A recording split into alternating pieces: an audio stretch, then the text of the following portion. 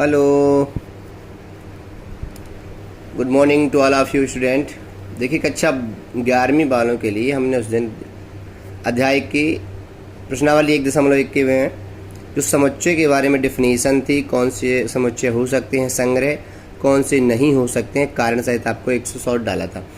आज आपको मान लीजिए यदि कोई सेट दिया जाए, मान लीजिए कहता है क्वेश्चन आपका सेकंड है कि मान लीजिए a = 1 2 3 4 5 6, मतलब आपके ये समुच्चय A के ये जो अवयव हैं 1 से 6 तक दिए गए हैं।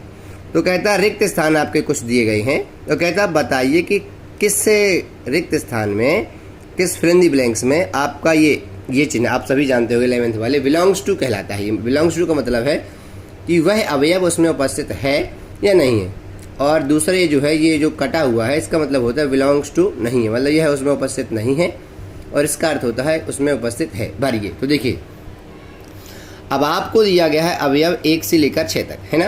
तो पहला नंबर कहता है 5 fill in the blanks A। तो आप देख सकते हैं कि 5 हमारा A में है, तो इसमें से कौन सा चिन्ह आ जाएगा अपना, अपन इसमें भरेंगे बिलोंग्स टू, मतलब ये वाला चिन्ह आ जाएगा।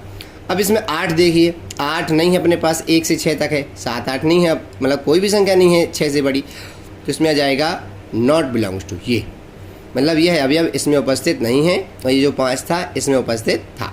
समझ में गए होंगे आप लोग। उस प्रकार तीसरा देखिए शून्य, क्या शून्य आपको दिखाई देता है? नहीं, तो इसमें कौन सा चिन्ह आ जाएगा?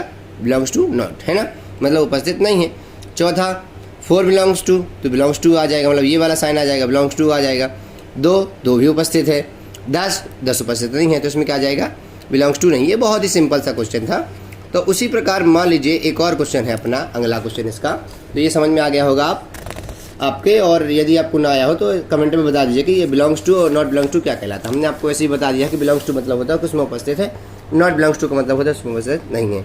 अगला क्वेश्चन कहता है कि जो x है सभी अभाज्य संख्याओं का समुच्चय, अभाज्य मतलब जानते हो जो सिर्फ स्वयं से करता है, तो रिक्त स्थानों में उपर्युक्त आपको भरना है साइन बिलोंग्स टू का या बिलोंग्स टू नहीं का। तो देखिए अभाज्य का मतलब होता है, ये देखिए कहता है x सभी अभाज्य संख्याओं का समुच्चय है। तो देखिए ये कहता है, अपना प्रश्न कहता है इसी का, सभी अभाज्य संख्याओं का समुच्चय का मतलब 2 3 5 7 11 13 17 डॉट डॉट डॉट। आप सभी जानते होंगे, 11वीं पढ़ते हो कि अभाज्य क्या कहलाती हैं।